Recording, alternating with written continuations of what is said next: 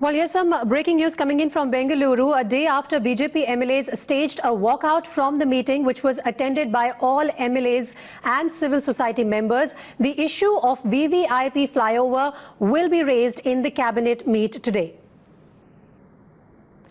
That's the latest that's coming in from Bengaluru on the controversial steel flyover issue.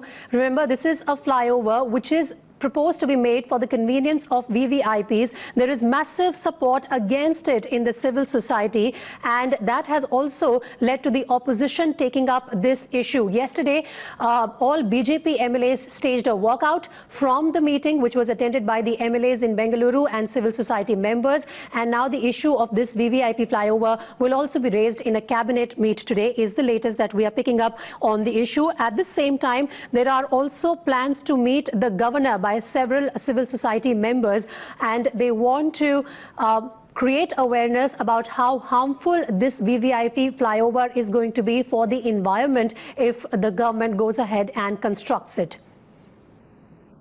Let me go across to my colleague Pooja. She's joining us live from Bengaluru now. Pooja, first of all, give us an update on what to expect today in terms of this chorus which is growing louder against the VVIP flyover. How are they making their presence felt to the government so that it doesn't go ahead with the project?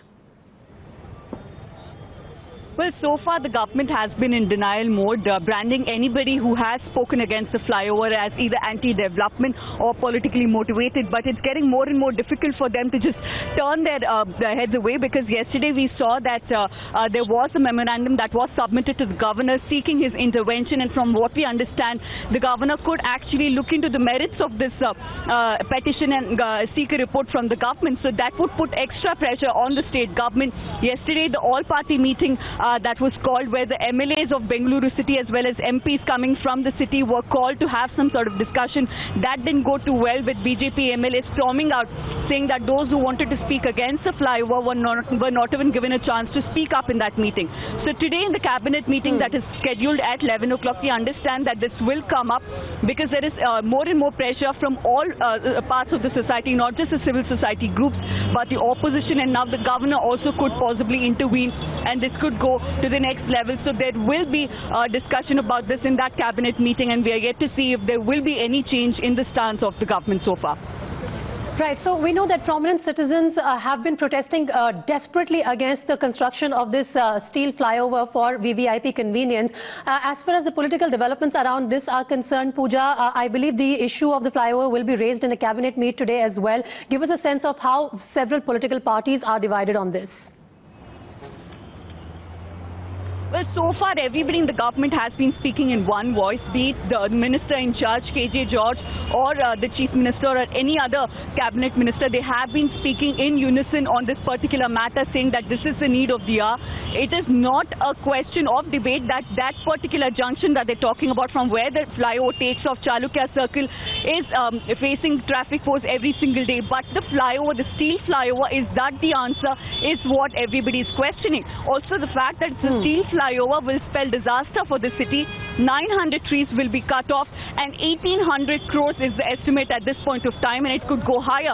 So clearly, looking at it from all points of view, it is only going to be a disaster and will not help the people of Bengaluru, which leads us to the question that if the common man on the road does not want this flyover and says that we won't even be able to afford it because we will have to possibly pay to use this flyover given the cost of the flyover, then why is the government insisting on it?